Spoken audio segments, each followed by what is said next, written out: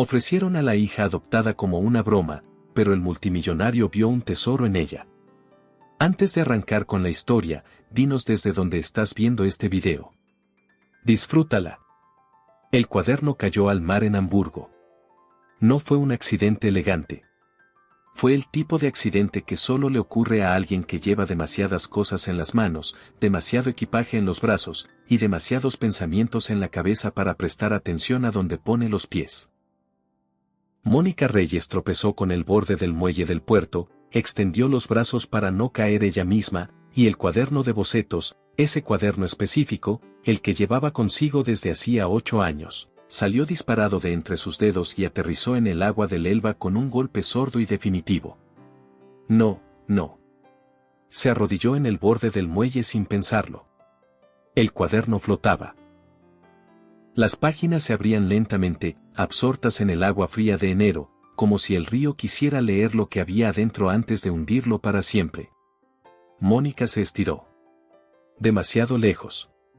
Se estiró más. El borde del muelle le cortaba el estómago. «Oiga», gritó a nadie en particular. «Se me cae algo». Nadie en el muelle de Hamburgo se detiene por un cuaderno. La gente pasó. Un hombre con maletín la miró de reojo. Una mujer con un perro aceleró el paso. El cuaderno siguió abriéndose, página por página, como una flor que se deshace. Y entonces una mano apareció a su lado. No la mano de un turista, no la de un trabajador del puerto. Una mano firme, de manga de camisa enrollada a pesar del frío, que se extendió más allá del borde con la seguridad de quien no duda, que agarró el cuaderno por la esquina que aún sobresalía del agua y lo sacó de un solo movimiento limpio. El agua chorreó sobre el muelle. Mónica levantó la vista. El hombre que sostenía el cuaderno no era lo que uno esperaría encontrar en un muelle de carga en Hamburgo a las 8 de la mañana de un martes de enero. Era alto, con ese tipo de postura que no se aprende en un gimnasio sino en años de saber que cuando uno entra a una habitación, la habitación cambia. Tenía el cabello revuelto por el viento del norte y unos ojos de un color tan quieto y tan profundo que Mónica pensó, en el segundo más absurdo de su vida, que era el color exacto del cielo de Hamburgo en invierno. Sostuvo el cuaderno hacia ella sin decir nada. Las páginas goteaban. «Gracias», dijo Mónica, tomándolo con cuidado, como si pudiera romperlo más. Es importante». El hombre miró el cuaderno, luego a ella. «Lo vi», dijo, con una voz baja que no necesitaba volumen para llegar. «Casi se va». «Casi», repitió Mónica. Hubo un segundo extraño. De esos segundos en que dos personas que no se conocen de nada están más cerca de lo que el protocolo permite, y ninguna de las dos sabe bien cómo volver al mundo normal. Mónica abrió el cuaderno con cuidado. Las páginas de adentro estaban mojadas pero no destruidas. Los dibujos, bocetos a lápiz y tinta, decenas de ellos, habían sobrevivido. Y en la última página, la que siempre dejaba abierta cuando dibujaba, la tinta se había corrido un poco en los bordes pero las palabras seguían ahí, escritas con la letra inclinada de otra persona. «Tú eres mi obra maestra. No dejes que nadie te convenza de lo contrario». El hombre lo vio también. No dijo nada. Pero algo en su expresión cambió, apenas, como una puerta que se abre 1 centímetro y vuelve a cerrarse. «¿Estás bien?», preguntó. «Sí. Sí, gracias». Mónica cerró el cuaderno contra su pecho. «Usted me salvó, bueno, me salvó algo muy importante». El hombre asintió. Dio un paso atrás. Con esa naturalidad de quien ya cumplió con algo y sigue su camino sin esperar reconocimiento. «Cuídate», dijo, y se alejó por el muelle con las manos en los bolsillos. Mónica se quedó de pie, empapada hasta las rodillas de la salpicadura del muelle, abrazando el cuaderno mojado, mirando alejarse a ese hombre sin saber su nombre. No sabía que en unas horas iba a llegar a su puerta. No sabía que ese cuaderno iba a ser la razón por la que él elegiría todo. Y no sabía que su madrastra, en ese momento, estaba bebiendo champán en Múnich y celebrando haberla enviado a Hamburgo como si fuera un cheque en blanco. Lo que no sabía era que en unas horas iba a llegar a su puerta. No sabía que ese cuaderno iba a ser la razón por la que él elegiría todo. Y no sabía que su madrastra, en ese momento, estaba bebiendo champán en Múnich y celebrando haberla enviado a Hamburgo como si fuera un cheque en blanco que nunca iba a cobrarse. Hay apuestas que salen bien por razones que el apostador nunca calculó. Y esta era una de ellas. Un día antes. La casa de la avenida Rosenheimer en Múnich olía a dinero que no era de nadie que lo hubiera ganado de verdad. Era el tipo de elegancia comprada rápido, con los muebles equivocados en las habitaciones correctas y las flores correctas en los floreros equivocados. Mónica lo sabía porque había vivido ahí 8 años y nunca había dejado de notarlo. Su padre sí sabía de elegancia. Su padre sabía de muchas cosas. Arturo Reyes había sido ilustrador. No famoso, no rico, pero real. Alguien que pasaba horas frente a una mesa de trabajo con lápices y tinta y que enseñó dibujo en el garaje de su casa a niños del barrio que no podían pagar clases formales. Publicó algunos libros en editoriales pequeñas, colaboró con revistas de diseño en Múnich y Stuttgart y vivía como vivían las personas que hacen lo que aman, con lo justo y con mucho de lo que importa. Y un día, cuando Mónica tenía 12 años y se sentó a su lado mientras él trabajaba, le puso un lápiz en la mano. No te preocupes por hacerlo bien, le dijo. Preocúpate por ver bien. Un dibujo no es una copia. Es una decisión sobre qué importa. Mónica había llenado 43 cuadernos desde entonces. Pero su padre había muerto cuando ella tenía 16 años. Y Margarita Solano había llegado a la casa 3 años antes de eso, con esa sonrisa de catálogo y esa habilidad para hacer que el dolor de otros pareciera una inconveniencia menor. Mónica estaba en la cocina a las 6 de la mañana, como todos los días, terminando la lista que Margarita dejaba por escrito cada noche porque prefería no tener que mirarla a la cara para dar órdenes. Ropa de Claudia lista para el tren de las 9. Plantas del balcón regadas antes de las 7. Ventanas del piso de arriba. Compra del mercado. Claudia era la hija de Margarita. 26 años, cara bonita, corazón pequeño. La competencia perfecta para una vida en la que Mónica no había pedido participar. ¿Terminaste lo del armario? La voz de Margarita llegó antes que ella. Sí. Mónica no levantó la vista de la lista. ¿Y las maletas de Claudia? En la puerta de su habitación. Margarita entró a la cocina con el teléfono en la mano y esa expresión de quien ya tomó una decisión y solo está esperando el momento correcto para anunciarla. Siéntate, dijo. Eso sí era raro. Margarita no invitaba a sentarse. Margarita daba instrucciones de pie y esperaba que los demás las ejecutaran en movimiento. Mónica se sentó. Margarita puso sobre la mesa un sobre abierto. Dentro había un documento con membrete oficial, con logos y sellos y letras que se veían importantes desde el otro lado de la mesa. ¿Qué es esto?, preguntó Mónica. Tu solución, dijo Margarita. Y la mía. Lo que Mónica leyó en los siguientes 2 minutos no tenía ningún sentido. O tenía demasiado, que era peor. Era una convocatoria para un programa llamado La Elegida. Un reality de alto perfil producido por Castellanos Media Group, el conglomerado de comunicación y entretenimiento más importante de Europa Central.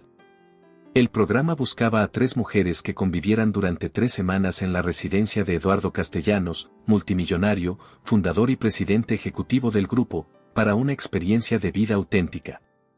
No era exactamente un show de matrimonio. Era algo más inteligente que eso, y más peligroso, una apuesta pública por encontrar a alguien real en un mundo de apariencias. La recompensa para la familia de la participante elegida, 5 millones de euros. Mónica levantó la vista. ¿Me inscribiste en esto? Ya está confirmado. Sales mañana en el tren de las 6. Margarita. Madrastra. Madrastra. Mónica respiró. No puedo ir a un reality de televisión. No quiero ir a un reality de televisión. Yo tengo. ¿Tienes qué? La voz de Margarita se puso fina, como hilo de acero. ¿Tienes trabajo? No. ¿Tienes dinero?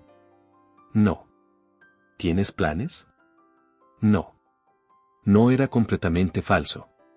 Mónica había terminado su formación en ilustración y diseño el año anterior.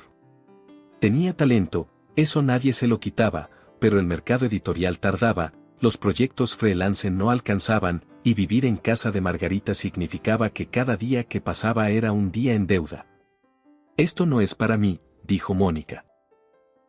Envíame a mí como candidata, no tiene ningún sentido, Margarita. Eduardo Castellanos tiene 38 años, es multimillonario, tiene ese programa lleno de mujeres que saben exactamente qué están haciendo. Por eso mismo te envío a ti. Margarita sonrió de esa manera que Mónica había aprendido a temer.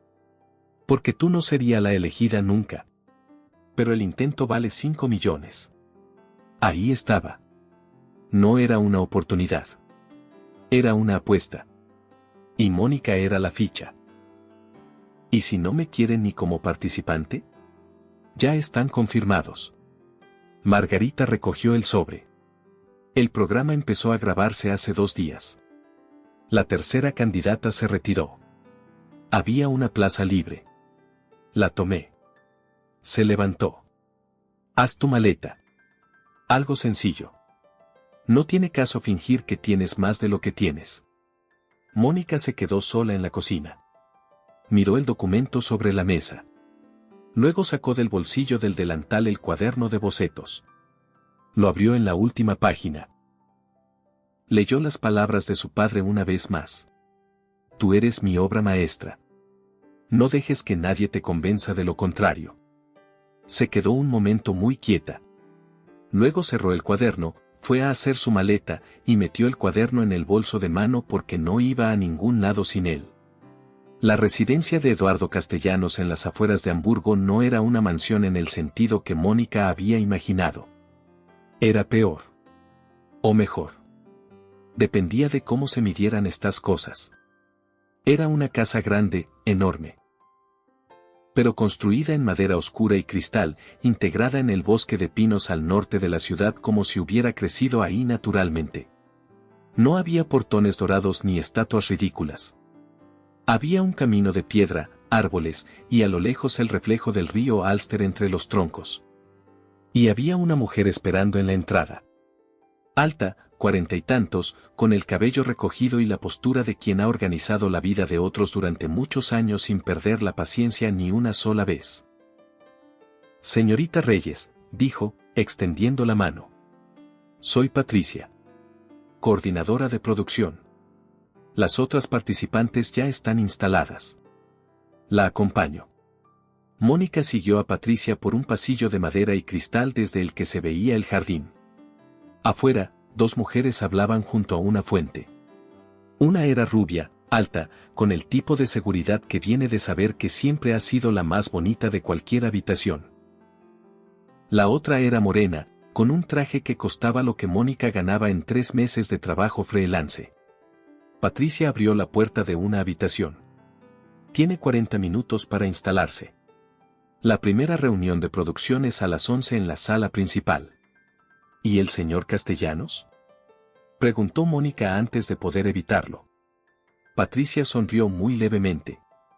El señor Castellanos estará presente en la reunión. Mónica entró a la habitación. Dejó la maleta sobre la cama. Sacó el cuaderno del bolso y lo puso en la mesita de noche. Luego se sentó en el borde de la cama y tuvo exactamente 2 minutos de silencio antes de que alguien llamara a la puerta. Era la rubia. Hola. Sonrisa de catálogo. Soy Isabela Fuentes. Supongo que eres la tercera. Mónica Reyes. ¿De dónde eres? Múnich. Ah. Isabela evaluó algo en un segundo y lo archivó con discreción. Yo soy de Frankfurt. Mi padre tiene el grupo Fuentes Capital. ¿Y tú a qué te dedicas? Ilustración. Dijo Mónica. Diseño gráfico. Isabela asintió con esa amabilidad de quien no entiende exactamente qué significa eso pero tampoco le parece suficiente. Qué interesante, dijo, y se fue. Mónica cerró la puerta. Luego abrió el cuaderno y dibujó, rápido, una figura de perfil, la expresión exacta de Isabela cuando dijo que interesante. Lo dejó ahí, en el margen de la página. Un boceto pequeño. La verdad de un segundo. Era lo que siempre había hecho, dibujar lo que veía antes de que desapareciera. La sala principal de la residencia tenía el techo más alto que Mónica había visto en una casa privada. No había cámaras visibles, aunque Patricia le había explicado que estaban ahí, integradas en la arquitectura, y no había un set de televisión convencional. Solo una mesa larga de roble, sillas, y al fondo, junto a la ventana que daba al jardín, un hombre de pie que miraba hacia afuera. Mónica lo reconoció en el instante en que él se giró. Era el hombre del muelle. Él también la reconoció.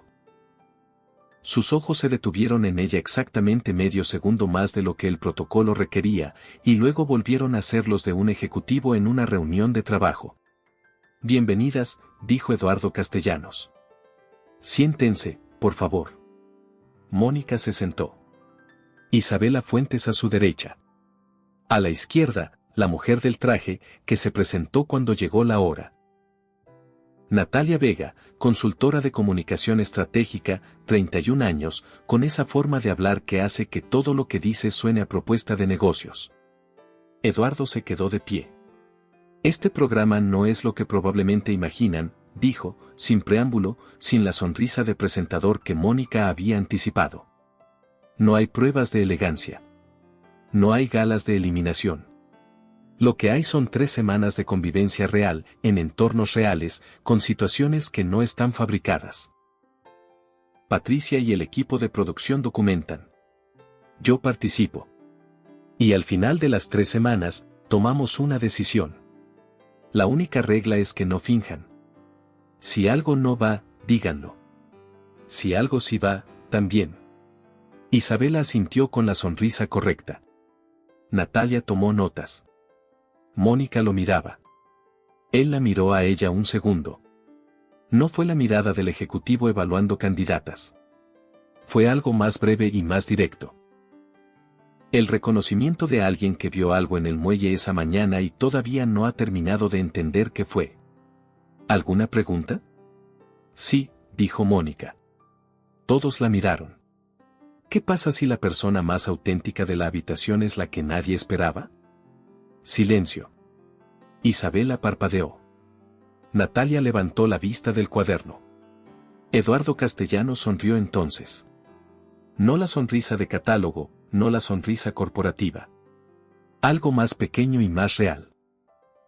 El mismo gesto que Mónica había visto esa mañana en el muelle cuando él le devolvió el cuaderno. Eso, dijo, es exactamente lo que quiero descubrir. Las primeras 48 horas en la residencia Castellanos fueron una clase magistral en cómo mantener la compostura cuando estás completamente fuera de lugar. Isabela sabía jugar golf y los nombres de todos los vinos que aparecieron en la primera cena. Natalia podía hablar durante 20 minutos sobre estrategia de marca sin repetirse una sola vez. Ambas conocían el tipo de silencio que se usa para hacerse notar, el tipo de risa que se usa para parecer cómoda, el tipo de pregunta que se hace para parecer interesada sin serlo. Mónica sabía dibujar. Y sabía mirar a la gente. Esa primera noche, cuando Isabela y Natalia se fueron a sus habitaciones y el equipo de producción recogió el equipo, Mónica se quedó en la sala grande con el cuaderno abierto. Dibujó la habitación desde el ángulo que más le gustaba. Dibujó la fuente del jardín vista desde adentro, con el cristal como filtro. Dibujó, sin pretenderlo, casi sin darse cuenta, la expresión de Eduardo Castellanos cuando le respondió esa pregunta. Esa pequeña sonrisa. La verdad de un segundo. Lo guardó en el cuaderno y fue a dormir. Lo que no sabía era que Eduardo había vuelto a la sala 10 minutos después de que ella se fuera, y que el cuaderno, que Mónica había dejado cerrado sobre la mesa, seguía ahí. Él no lo abrió. Pero se quedó mirándolo un momento. Y luego fue a buscar a Patricia. ¿Sabes algo de la tercera candidata?, preguntó. Mónica Reyes. ¿Quién presentó su candidatura? Lo verificamos cuando llegó el formulario. Patricia revisó su tableta. La inscripción la hizo Margarita Solano. Figura como madrastra. La señorita Reyes no firmó el formulario ella misma, Eduardo. Hay una firma delegada. Es técnicamente válida pero ella no eligió venir. Eso parece. Eduardo procesó eso en silencio. No la descalifiques, dijo al final. Patricia levantó la vista. ¿Seguro? Seguro. Y antes de que Patricia pudiera preguntar más, él ya se iba por el pasillo de madera oscura hacia su despacho. Y consígueme todo lo que puedas sobre su padre. Se llamaba Reyes. Era ilustrador o artista gráfico. Búscalo. El tercer día fue cuando todo empezó a complicarse. Isabela llegó al desayuno con esa energía de quien ha estado despierta planeando desde las 5 de la mañana. He estado pensando, dijo, mientras servía café con la elegancia de quien sabe que la están filmando. Sería interesante organizar algo. Una propuesta para Eduardo. Una noche de presentaciones, cada una con algo propio. Como, una forma de mostrar quiénes somos realmente. Natalia asintió. Me parece perfecto, dijo. Yo puedo preparar una presentación sobre comunicación estratégica. Mi trabajo en Berlín el año pasado generó resultados bastante documentados. Exacto. Isabela sonrió. ¿Y tú, Mónica, qué harías? Mónica estaba mirando por la ventana el jardín con escarcha. No lo sé todavía, dijo con honestidad. Isabela intercambió una mirada con Natalia. Claro, dijo. Sin presión. Lo que ninguna de las dos dijo en ese momento, pero Mónica sintió con la misma claridad que siente el frío, era lo que estaban pensando, que no tenía nada que presentar. Que era el eslabón débil. Que estaba ahí por error. Y en ese momento, Mónica no sabía que tenían razón en una cosa y estaban completamente equivocadas en todo lo demás. La propuesta de Isabela se convirtió en un evento improvisado la tarde del cuarto día. Patricia organizó la sala. Eduardo llegó puntual. Las cámaras. Esas cámaras invisibles integradas en las paredes, registraron todo. Natalia presentó primero. 20 minutos de análisis de marca impecables, con datos reales de campañas reales, con una proyección de cómo aplicaría su expertise al ecosistema de Castellanos Media. Profesional. Brillante. Completamente correcta. Eduardo escuchó con atención, hizo 2 preguntas específicas, y asintió. Isabela presentó después. Habló de su vida, de su familia, de los valores que la definían, con esa habilidad de quien ha practicado discursos de presentación desde los 16 años. Era carismática, era elocuente, era exactamente lo que un programa de televisión necesitaría mostrar como candidata perfecta. Eduardo también escuchó. También asintió. Luego la miraron a ella. Mónica no tenía presentación. No tenía datos. No tenía diapositivas ni anécdotas preparadas sobre valores familiares. Tenía el cuaderno. Lo abrió. Lo puso sobre la mesa frente a Eduardo. Este cuaderno tiene 8 años, dijo. Lo empezó mi padre. Él era ilustrador. Murió cuando yo tenía 16 y me lo dejó con la mitad de las páginas en blanco. Desde entonces soy yo quien lo llena. Eduardo no lo tocó. Lo miraba. ¿Puedo? Preguntó. Sí. Él lo abrió con cuidado. Pasó las páginas despacio. Había bocetos de personas. No retratos formales, fragmentos. Una mano sosteniendo un vaso. Un perfil de alguien mirando por una ventana. La expresión de una mujer en un metro que no sabe que alguien la está mirando. Momentos capturados en segundos, con la economía de líneas de quien sabe exactamente dónde está lo esencial. Pasó más páginas. Dibujos de calles. De cafeterías. De una ventana de tren con lluvia afuera y el reflejo adentro.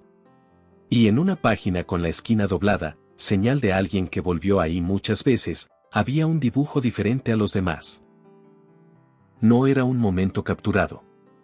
Era una persona recordada. Un hombre en una mesa de trabajo, de espaldas, con el gesto de alguien completamente concentrado. Las líneas eran más lentas que en el resto del cuaderno. Como si quien las trazó quisiera que duraran más de lo que dura un segundo. Eduardo no preguntó quién era. Siguió pasando páginas. Entre las más recientes, las de los últimos 4 días, había bocetos de la residencia. Dao jardín con escarcha. De la fuente en la luz de la mañana.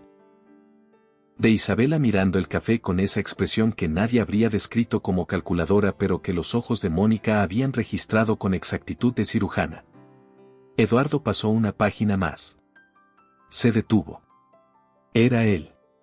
Un boceto de él, de la reunión del primer día. Con esa pequeña sonrisa que era la única sonrisa real que Mónica le había visto hasta entonces. No la del ejecutivo. La otra. La que duró 1 segundo y medio y que Mónica había atrapado en el papel como quien guarda algo que sabe que no va a repetirse. Eduardo estuvo mirándolo varios segundos. Cerró el cuaderno. Lo devolvió con las 2 manos. Con cuidado. Como si tuviera peso. Hubo un silencio en la sala que nadie quiso romper primero. ¿Cuándo aprendiste a dibujar así?, preguntó. No aprendí, dijo Mónica. Siempre lo vi así. Mi padre me enseñó que mirar bien es lo más difícil de todo. Que la mayoría de la gente mira pero no ve. Él decía que los mejores dibujos no los hace el lápiz. Los hace saber a quién estás mirando. ¿Y cómo sabes a quién estás mirando? Eso no se aprende.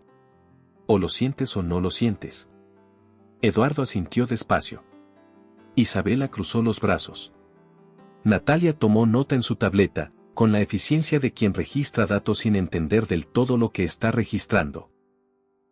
Y Patricia, desde el fondo de la sala, vio algo en la expresión de Eduardo Castellanos que en 4 años trabajando con él no había visto antes.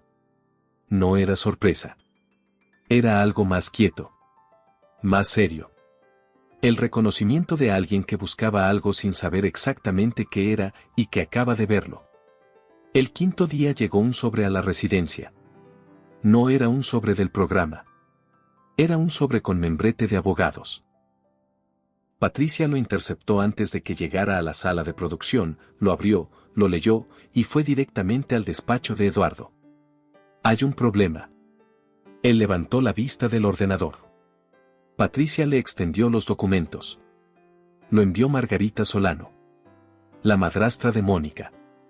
Son documentos que afirman que Mónica tiene una deuda personal con la familia por concepto de manutención durante 8 años y que la participación en el programa es parte de un acuerdo de pago.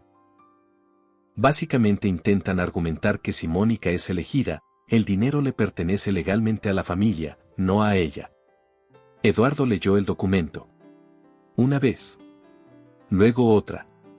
¿Es válido? El abogado del programa dice que no. No hay contrato firmado por Mónica que avale esto. Son documentos fabricados con apariencia legal. Pero si los medios los reciben antes de que terminemos la grabación. ¿Alguien más los tiene? No todavía. Los intercepté esta mañana. Pero el remite tiene copia enviada a 2 periodistas de entretenimiento en Berlín. Eduardo se levantó. Llama a nuestro departamento legal. Que bloqueen cualquier publicación. Y no le digas nada a Mónica todavía. Patricia asintió. Eduardo. ¿Sabes lo que está haciendo su madrastra con esto? Sí. Él fue hacia la ventana. La envió aquí como si fuera una apuesta perdida.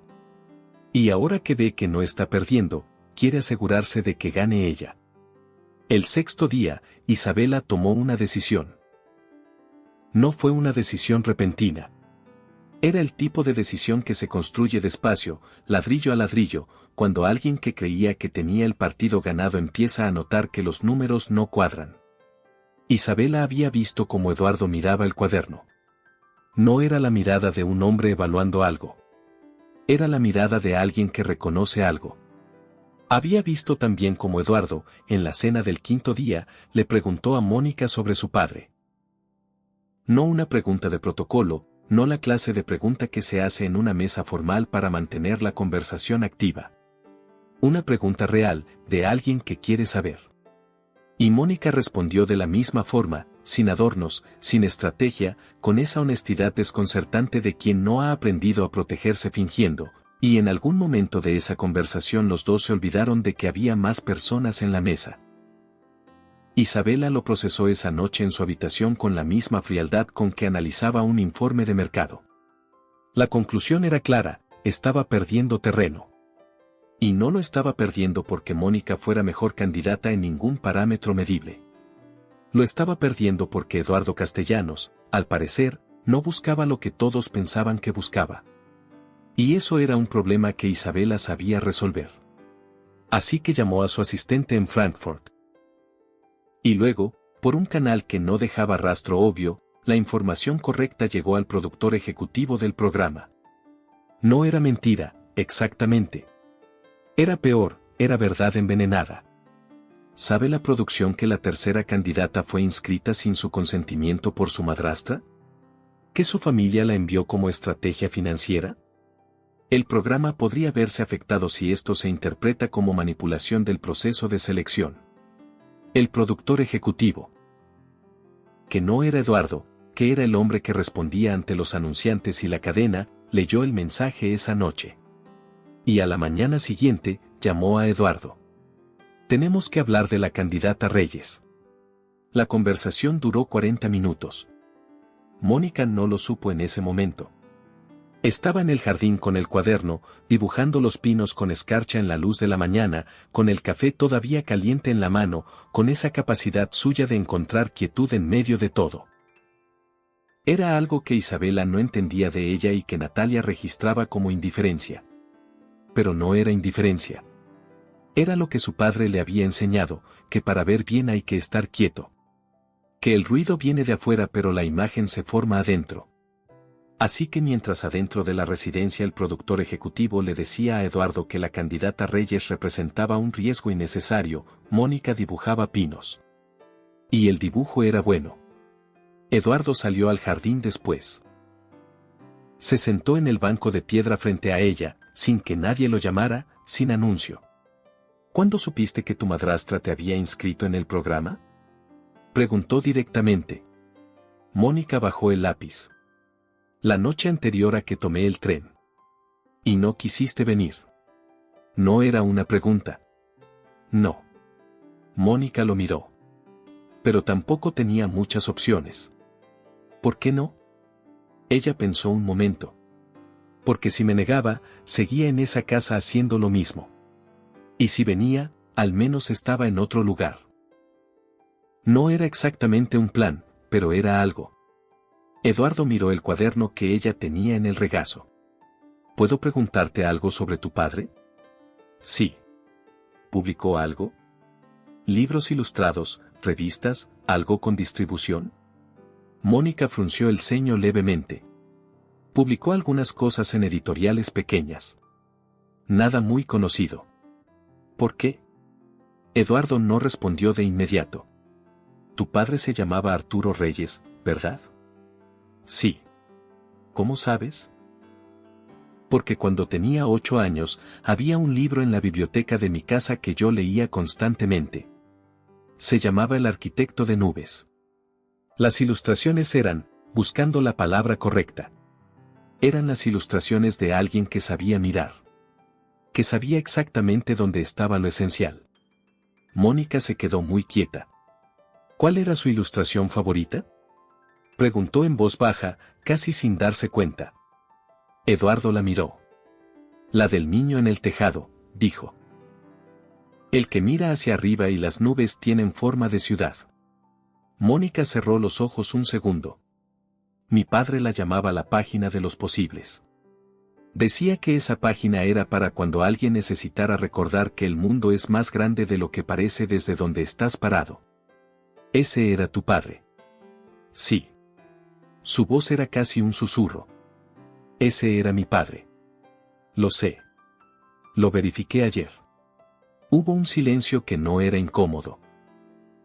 Era de esos silencios que ocurren cuando dos personas descubren que están conectadas por algo que ninguna eligió y que sin embargo es más real que cualquier cosa planeada. Eduardo esperó un momento. Hay un problema, dijo al final. Tu madrastra ha enviado documentos legales que intentan reclamar cualquier beneficio que obtengas del programa. Y alguien dentro del proceso filtró información sobre las circunstancias de tu inscripción. La producción está recibiendo presión para descalificarte. Mónica no dijo nada. No voy a permitir que eso ocurra, continuó Eduardo. Pero necesito que sepas lo que está pasando. ¿Por qué me lo dices? Porque, dijo él con sencillez, eres la única persona en esta casa que no está fingiendo. Y porque el hombre que dibujó esa página de los posibles me enseñó algo importante cuando tenía 8 años, aunque nunca nos hayamos conocido. Le debo eso, al menos. Lo que Eduardo no calculó fue la velocidad de Isabela Fuentes. Esa misma tarde, mientras el Departamento Legal de Castellanos Media bloqueaba las publicaciones de los periodistas de Berlín, Isabela hizo una segunda jugada, llamó directamente a un contacto suyo en la junta directiva del grupo. No era el productor ejecutivo. Era alguien con más peso que eso. La conversación fue breve y directa, el programa podía representar un riesgo reputacional si la candidata seleccionada resultaba ser alguien sin el perfil adecuado para la imagen del grupo. Había 2 candidatas perfectamente válidas. La tercera era, una variable innecesaria. El hombre de la junta llamó a Eduardo esa noche. Eduardo. Sabemos que tienes inclinación hacia la tercera candidata. Entendemos que es una situación humana, pero hay consideraciones de negocio que pesan aquí. Fuentes Capital es socio estratégico del grupo. Isabela Fuentes sería una elección que fortalece esa relación. El directorio te pide que lo consideres. Eduardo escuchó en silencio. Lo consideraré, dijo. Colgó. Y luego estuvo 1 hora en su despacho sin hablar con nadie, mirando el jardín oscuro de enero, pensando. A las 11 de la noche, Patricia golpeó la puerta. Mónica pidió retirarse, dijo. Eduardo se giró. ¿Qué? Deja una nota. Dice que sabe que su presencia está complicando el programa, que no quiere perjudicar a nadie y que prefiere irse por su cuenta. Su maleta ya está preparada. Pidió un taxi para las 6 de la mañana. Eduardo se levantó. ¿Dónde está? En la sala grande. Mónica estaba de pie junto a la ventana que daba al jardín. Tenía el cuaderno en las manos, cerrado. No estaba llorando. Tenía esa expresión de quien ya tomó la decisión más difícil y lo único que queda es ejecutarla. Afuera, los pinos estaban oscuros bajo el cielo sin luna. El Alster no se veía desde ahí pero se sentía, esa presencia del agua cerca que Hamburgo tiene en invierno, ese río que corre aunque nadie lo mire. Mónica pensó en su padre. No de forma dramática, no como pensamos en los muertos cuando queremos llorar. Lo pensó de forma concreta, como se piensa en alguien cuya voz todavía recuerdas, ¿qué le habrías dicho ahora mismo? ¿Qué habrías dibujado de este momento? Probablemente la ventana. El reflejo en el cristal. La figura de una mujer que aprendió a quedarse quieta para sobrevivir y que ahora tenía que decidir si eso era suficiente o si quería algo más. Abrió el cuaderno en la última página. Las palabras de su padre seguían ahí, tú eres mi obra maestra. No dejes que nadie te convenza de lo contrario. Leyó eso 3 veces. Luego cerró el cuaderno y fue a la puerta porque Eduardo estaba ahí. No tienes que irte, dijo Eduardo desde la puerta. Ella se giró. Si tengo que hacerlo. Su voz era tranquila. Tu empresa tiene presión. El directorio tiene presión. Isabela tiene conexiones que yo nunca voy a tener. Y tu madrastra está fabricando documentos para asegurarse de que si quedo yo, el dinero es de ella. No soy una variable útil en ninguna de esas ecuaciones, Eduardo. Él cruzó la sala. Para mí sí. No puedo pedirte que. No te estoy pidiendo que me pidas nada. Se paró frente a ella. Te estoy diciendo que mañana convoco a producción, al directorio, y a quien sea necesario. Y que lo que voy a decirles no tiene nada que ver con Fuentes Capital ni con presiones de junta. Mónica lo miraba. ¿Qué les vas a decir? Que llevo 14 años construyendo algo que no me ha dado nada de lo que tiene que importar. Y que en 4 días, alguien que llegó aquí sin querer y sin plan se convirtió en la única persona en esta casa que me hace sentir que hay algo real todavía. Silencio. Eso es mucho para 4 días, dijo Mónica en voz baja. Lo sé. ¿Y el cuaderno? Ella lo miró. ¿Qué pasa con él? Ibas a llevártelo. Siempre me lo llevo. Eduardo extendió la mano. Mónica lo miró. Miró su mano. Y luego, sin que ninguno de los dos pudiera explicar exactamente por qué, le dio el cuaderno. Él lo abrió.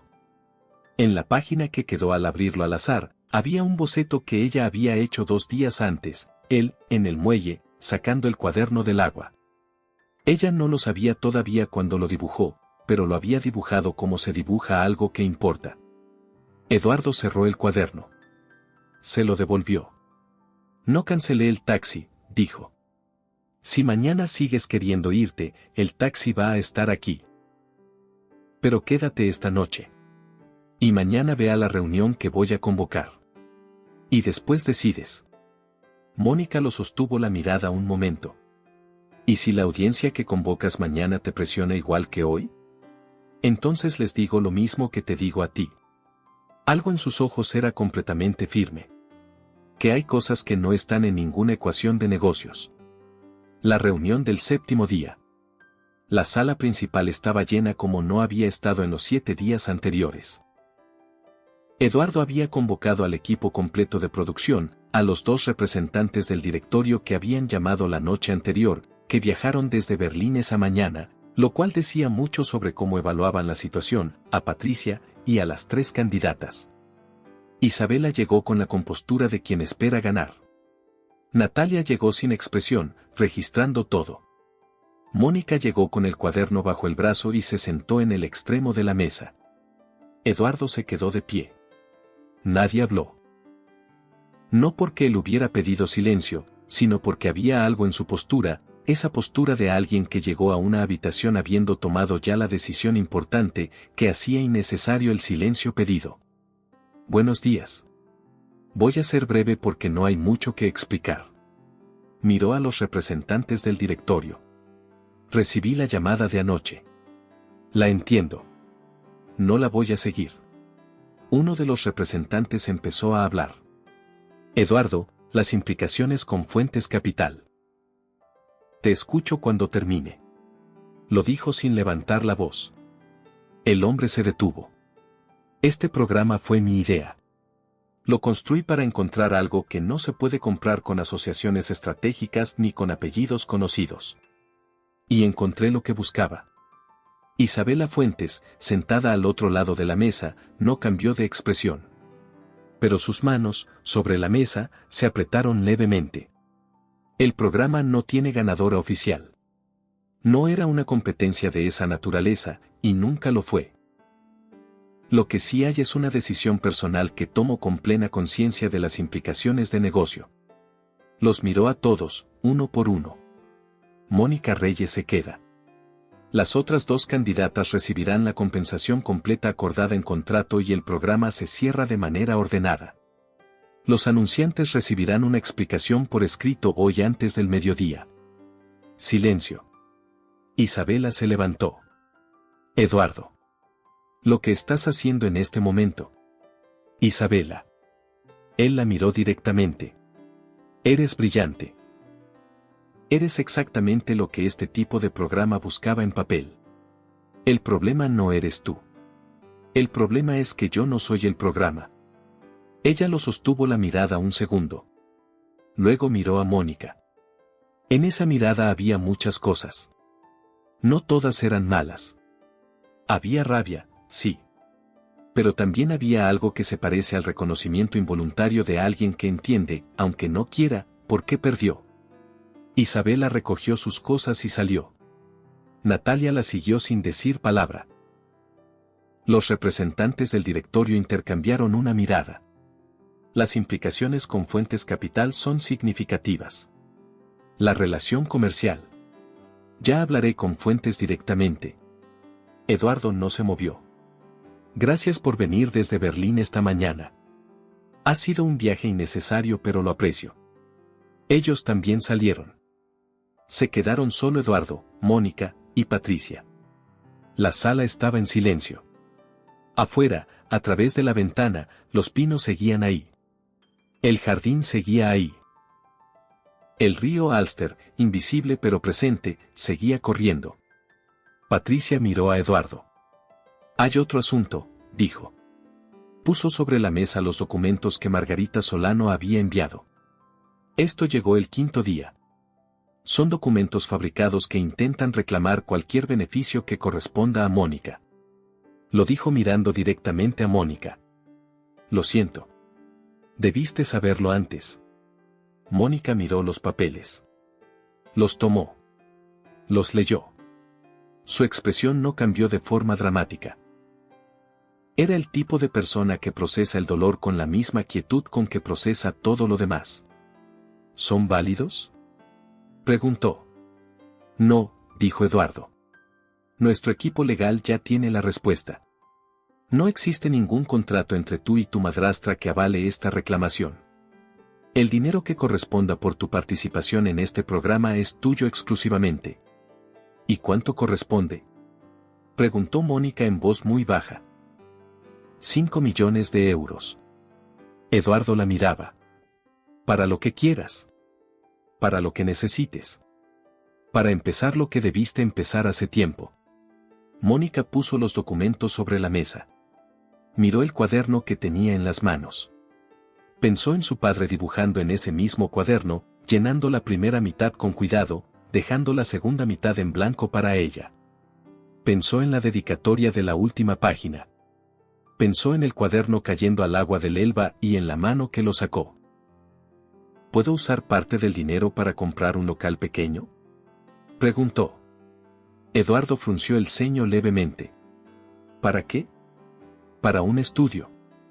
Ilustración, diseño, algo para niños también. Siempre quise un lugar donde los niños pudieran aprender a dibujar. Mi padre enseñaba en su casa cuando yo era pequeña. Había algo en ver a un niño dibujar por primera vez. Eduardo la miraba. ¿En Hamburgo?, preguntó. Si hay posibilidad, sí. Él asintió despacio. Hay posibilidad. Esa tarde, en Múnich, el teléfono de Margarita Solano sonó. Era un número corporativo. Formal. Con prefijo de Hamburgo. Ella contestó con una sonrisa. Dígame. Señora Margarita Solano. Le llama el Departamento Legal de Castellanos Media Group. Le informamos que los documentos enviados por usted el día 5 del presente mes han sido revisados y determinados como inválidos. No existe base contractual para ninguna reclamación sobre los beneficios correspondientes a la señorita Mónica Reyes. Adicionalmente, la transferencia de 5 millones de euros se realizará directamente a la señorita Reyes en los próximos días hábiles. Usted recibirá la documentación formal por correo. Que tenga buena tarde. Clic. Margarita se quedó con el teléfono en la mano. Claudia, desde el sofá, la miró. ¿Mamá? ¿Qué pasó? ¿Cuándo llega el dinero? Margarita no contestó. Porque en ese momento estaba calculando, con la precisión de quien construye planes, exactamente qué había salido mal. Y lo que descubrió fue lo peor de todo, no había salido mal nada de lo que ella había hecho. Había salido mal lo que subestimó. Había subestimado que Mónica era exactamente quien decía ser. Y que eso, al parecer, era suficiente. 2 semanas después del final del programa, el equipo legal de Castellanos Media Group entregó un informe adicional a Eduardo. Era lo que Patricia había pedido investigar, la pequeña herencia que el padre de Mónica había dejado al morir. Una cantidad modesta. 70.000 euros en una cuenta que Arturo Reyes había abierto específicamente a nombre de su hija, que nunca le había llegado. Porque Margarita la había transferido a una cuenta propia 4 meses después del fallecimiento. Usando un formulario de delegación firmado por Mónica cuando tenía 16 años y cuya naturaleza legal ella nunca había comprendido completamente. Eduardo leyó el informe. Llamó a sus abogados. Procedan, dijo. 6 meses después. Hamburgo en julio era otro mundo. El puerto tenía otro color, el Elba tenía otra luz, y la pequeña calle detrás del barrio de Eppendorf tenía una puerta nueva, azul oscuro, con un letrero de madera pintado a mano que decía Estudio Reyes, ilustración y diseño y debajo, más pequeño, taller de dibujo para niños, martes y jueves. Mónica estaba reorganizando los estantes cuando llegaron los 3 primeros niños del día. Una niña de unos 8 años entró la primera, miró el estudio con los ojos muy abiertos. Las mesas con papel y lápices, los dibujos enmarcados en las paredes, el tablero grande con bocetos de trabajo, y luego miró a Mónica. ¿Aquí se aprende a dibujar de verdad?, preguntó. Aquí se aprende a mirar, dijo Mónica. Dibujar viene después. La niña asintió con seriedad, como si eso tuviera todo el sentido del mundo. Se sentó en la primera mesa y tomó un lápiz. Mónica la observó un momento. Luego sacó el cuaderno de bocetos y dibujó, rápido, la expresión de la niña mirando el papel en blanco por primera vez, esa mezcla exacta de miedo y de ganas que no dura más de un segundo antes de que el lápiz empiece a moverse. Lo guardó en el cuaderno. Sobre la mesa de trabajo de Mónica, enmarcado en vidrio simple, había una página arrancada del cuaderno. Era el boceto que su padre había dibujado en la primera mitad, una niña con alas demasiado grandes, que no sabía todavía que podía usarlas. Y debajo, con la letra de Arturo Reyes, tú eres mi obra maestra. No dejes que nadie te convenza de lo contrario.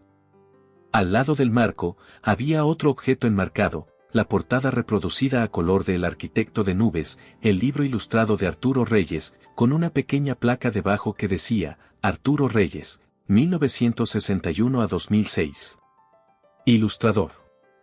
Publicado por Ediciones Norte, primera edición 1998. Eduardo había recuperado 2 ejemplares originales del libro de un archivo de ediciones descatalogadas. Uno estaba en el estudio de Mónica. El otro, en la sede de Castellanos Media en Hamburgo, en la pared detrás del escritorio de Eduardo, junto a una reproducción enmarcada de otro boceto del cuaderno, el que Mónica había hecho de él en el muelle el primer día, sin saber todavía quién era. Margarita Solano vendió el piso de la avenida Rosenheimer en Múnich en abril. No por elección. Por necesidad. El proceso legal iniciado por el equipo de Castellanos Media había determinado, con documentación completa, que la transferencia de la herencia de Mónica constituía apropiación indebida. El acuerdo, que Margarita firmó para evitar un proceso penal, contemplaba la devolución íntegra de los 70.000 euros más intereses y cubría además los gastos legales generados. Claudia consiguió su primer trabajo real en junio. Administración en una empresa de logística en Stuttgart. No era glamuroso.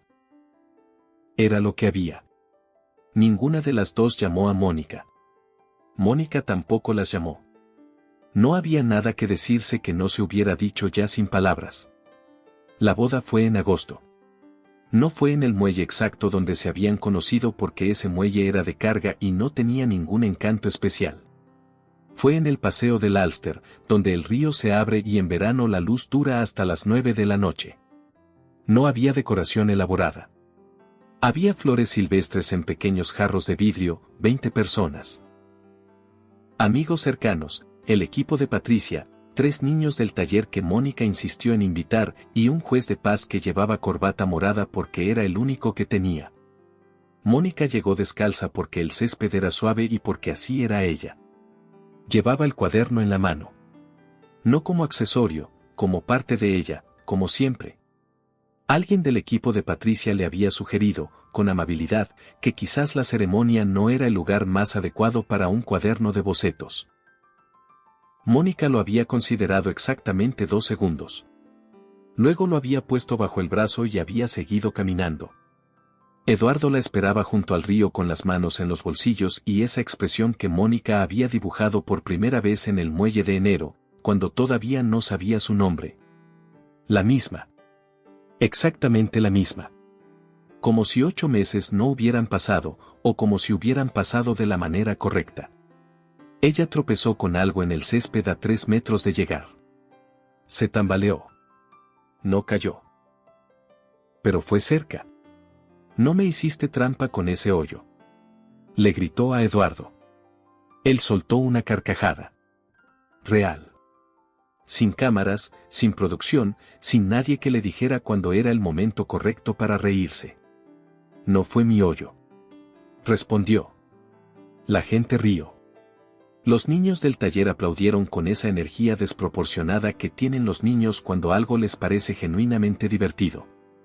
Mónica llegó a su lado sonriendo. Lo sigues haciendo, dijo él en voz baja. ¿Qué cosa? Crear drama en los peores momentos. Es un talento. Ella lo miró. ¿Cómo mirar bien? El juez de paz carraspeó. Eduardo tomó sus manos. Mónica Reyes, dijo, sin discurso preparado, sin palabras ensayadas, con la voz de alguien que sabe exactamente lo que está diciendo. Construí 14 años de algo que materialmente no le faltaba nada y al que le faltaba todo lo que importa. Y llegaste al muelle de Hamburgo en enero a buscar un cuaderno en el agua. Y en el tiempo que tardé en sacarlo ya sabía que algo había cambiado. No sé dibujar. Probablemente nunca voy a aprender. Pero aprendí a mirar. Y lo que veo cuando te miro a ti es la única cosa en mi vida que no necesita ningún filtro para ser real. Mónica parpadeó. No puedo superar eso, dijo. No tienes que superarlo. Pero voy a intentarlo igualmente. Respiró. Eduardo Castellanos. Llegué aquí sin querer, sin plan, enviada por alguien que apostó a que iba a fracasar. Y lo primero que hiciste fue sacarme el cuaderno del agua sin pedirme nada a cambio. Su voz era firme pero suave. Fui invisible en mi propia casa durante 8 años. Tú me viste en 4 días. Así que te prometo lo mismo, mirarte siempre. No el CEO, no el multimillonario. Tú. Lo que hay cuando no hay nadie mirando. Eso es lo que me importa.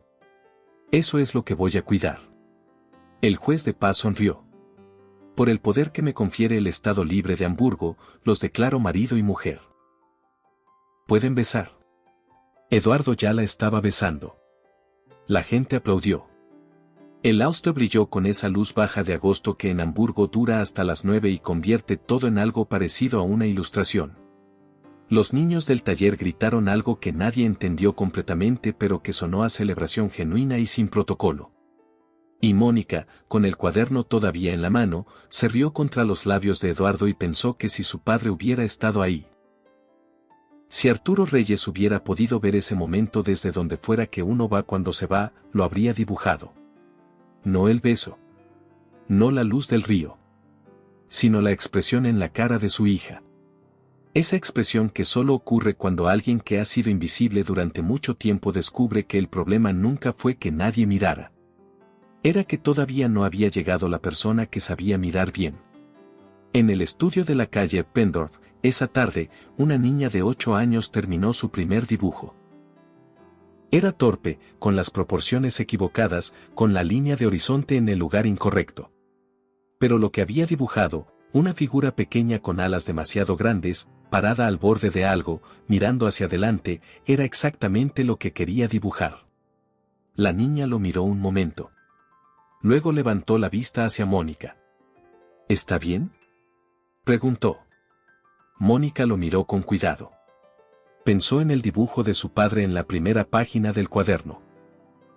Esa niña con alas demasiado grandes que no sabía todavía que podía usarlas. Está perfectamente bien, dijo. La niña sonrió. Y algo en ese estudio pequeño, en esa tarde de agosto en Hamburgo, tuvo la forma exacta de una cosa que su padre habría sabido ver. De las cosas que ocurren cuando alguien finalmente aprende que el mayor regalo no es ser elegida por quien crees que debe ser, sino ser vista exactamente por quien eres. ¿Crees que Margarita mereció el final que recibió? ¿Y cuál fue tu parte favorita de esta historia? Si te gustó, dale me gusta al video, suscríbete y activa la campanita para recibir nuestras próximas historias. Y si te quedaste con ganas de más, haz clic en la historia que aparece en pantalla, te va a atrapar desde el primer minuto.